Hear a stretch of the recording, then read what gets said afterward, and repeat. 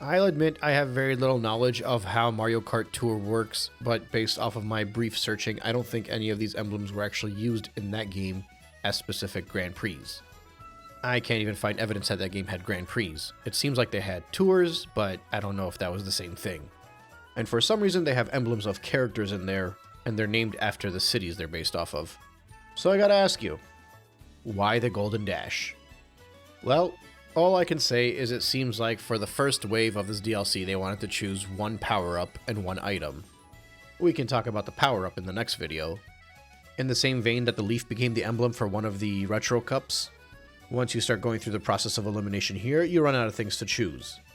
They've set a precedent that they don't want to make one called a Red Shell Cup, and they don't want to use triples, so that eliminates those.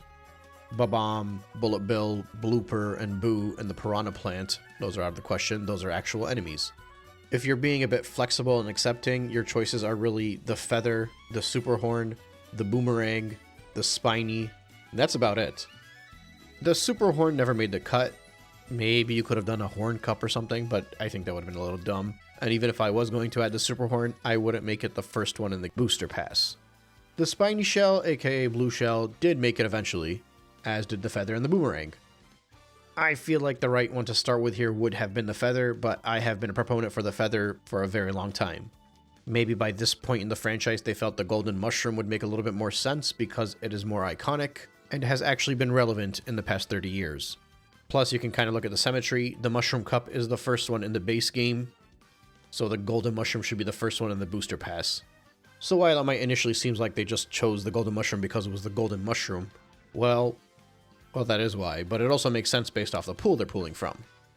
Anyway, outside of the usual emblem talk, if we're not already, one day we're going to look back at Mario Kart 8 and realize how insane it actually was.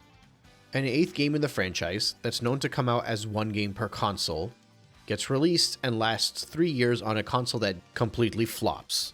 During that time, for the first time in the franchise's history, they decide to add DLC. Not only is it the first time in the franchise's history, but Nintendo in general wasn't doing that much DLC leading up to that point. They were very much late to the party. The entire game and the DLC gets ported over as a launch title for the next console. Makes sense, it's one of the most popular games on the previous console. In fact, it was the best-selling one on the previous console. I remember in the initial trailers, people were actually debating whether this was going to be a port or a sequel. But no, it's basically the base game with the DLC and a better battle mode. The problem is, all of the legacy fans were not going to buy the game again. But when your console fails, the legacy fans make up a very small percentage. So who cares? And guess what? When everybody started buying a Switch, even the legacy fans went and bought Mario Kart 8, because of course they did. Now, over time, it becomes the best-selling game on the best-selling console, and then starting from March 2022 until November 2023, we end up getting 6 waves of new tracks. Sure, some of them were ported over from Tour, a lot of them are retro tracks, but that doesn't matter. They could literally port over every single old track from the old games without doing as much as a facelift, and people would eat that up. And as far as the Tour stuff goes, I genuinely don't know how much the user base overlaps. I tried Tour one time when it first came out, decided it wasn't for me, and have not revisited it since. As far as I was concerned, everything from Tour was a new track. Anyway, this Booster Pass comes out 8 years after the game releases, which is basically double the amount of time that we usually get between all of the previous releases. And I think it was a complete success. It repumped so much hype into a game that was already hyped up. A game that basically didn't die down. Genuinely, I don't know if we'll ever see something like this again as far as Nintendo is concerned. I mean, even in the greater industry, you can talk about how long it's taken something like Grand Theft Auto to get a sequel, but that's a giant open world. This is a kart racer. I guess it's underselling it. This is the kart racer. And the best part is when we finally got a glimpse of the successor to the Nintendo console. The trailer they showed was most likely going to be the next Mario Kart game. And all anyone could talk about was Donkey Kong's face. Look at this. I wish I was wearing pearls so I can clutch them. Okay, I don't know how mainstream this is, but if you're in the Donkey Kong community, I'm sure you laughed at that. Or you were offended by it. Either way, I'm sorry. Or not. Anyway, long story short, he says after going on this for way too long, The booster pass is awesome. It doubled the size of the game, and I have enjoyed it so much. I never think of Mario Kart 8 Deluxe as one of my favorite games, and I think that's such an injustice because of how much time I've spent playing it. And look, by no means, I don't consider myself good at this game. Many of you have seen my footage, but I think that's part of the beauty of this title. Okay, what'd you guys click on this video for? Am I supposed to talk about some tracks or something? Let me stop wasting your time. Here's the score sheet. Here's the current scores. Let's get started with the Golden Dash Cup. This is made up of Paris Promenade from Mario Kart Tour, Toad Circuit from the 3DS, Choco Mountain from the Nintendo 64, and Coconut Mall from the Nintendo Wii. 3 retro tracks and a tour track. The booster pass follows the same conventions as the DLC. The retro stuff is always before the new stuff, but it adds on to it.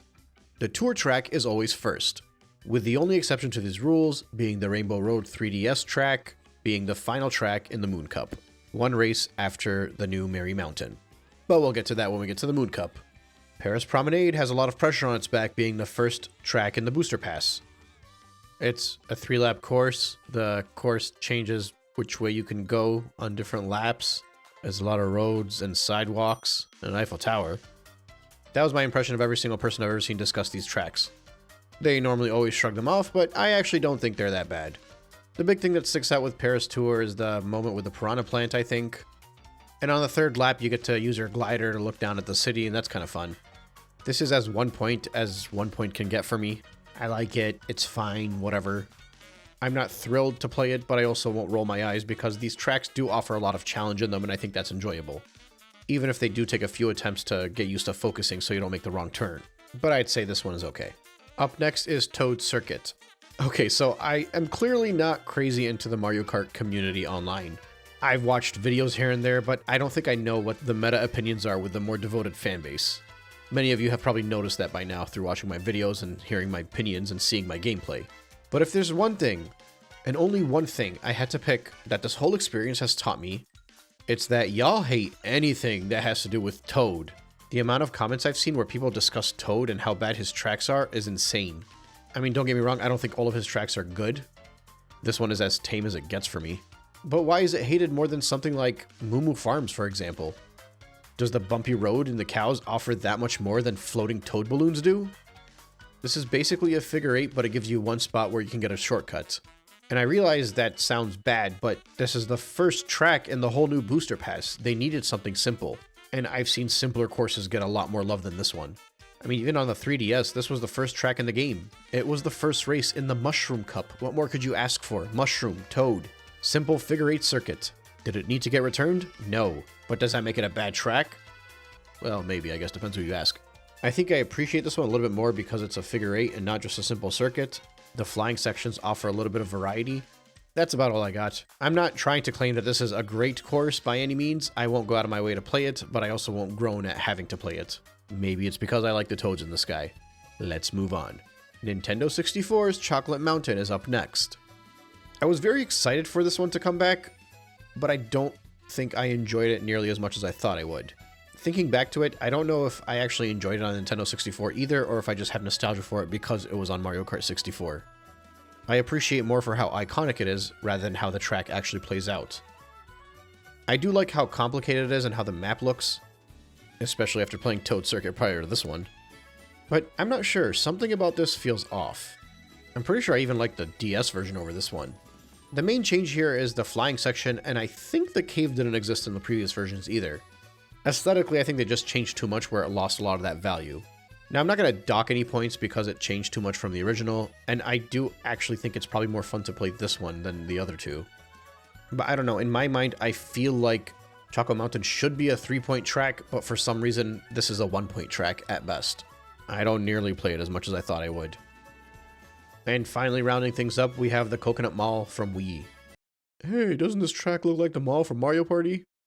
Sorry, all anybody could talk about when Jamboree came out was how much it reminded them of Coconut Mall. But they don't even look the same. They're just malls. I'm not saying they're not cool for being malls. I like the board and I like the track, but now that I'm thinking about it, they don't have much in common aside from the fact that they're malls. I need to go revisit my Jamboree video and make sure I didn't make the comparison. I probably did. Can I just cut to the chase with this one? It's only 1 point. I loved it on the Wii, and I was super excited to have it come to this game. But similar to Choco Mountain, it just kind of feels like it under-delivers. Like it's one of those things that was best left in my memory. The novelty of it being a mall has kind of worn off on me. Like, you dodge the spinning cars, and you have the escalators that one of them goes up and the other one goes down, and then you can either take the top floor in the mall or the bottom floor. And that's about it, but there isn't too much that changes depending on how you play the game out. I think it's a good track, I just don't think it's as good as all of the hype generated around it is. I don't know how much of that is chalked down to nostalgia, or if people know something about this track that I don't, but I feel like this one gets the hype from being a Wii game. And I totally understand that there are a lot of Wii tracks that I have hyped up because they are from the Wii, and there are many coming up that I guarantee you I will be giving 3 points to. But for some reason, this mall just doesn't do much for me anymore. I know it's not exactly the same thing, but if you compare it to something like Sunshine Airport where you're driving in and out of a terminal, this one kind of feels a little bit more plain. Which is funny because it has less planes. I know I'm sounding like I'm negative, I don't actually hate this course, but I think when I was discussing the Toad track, I had to sound a little bit more positive because it's expected to be a 0. Whereas when I'm discussing this one, and Choco Mountain before it, I probably sound more negative because I thought they were going to be 3s.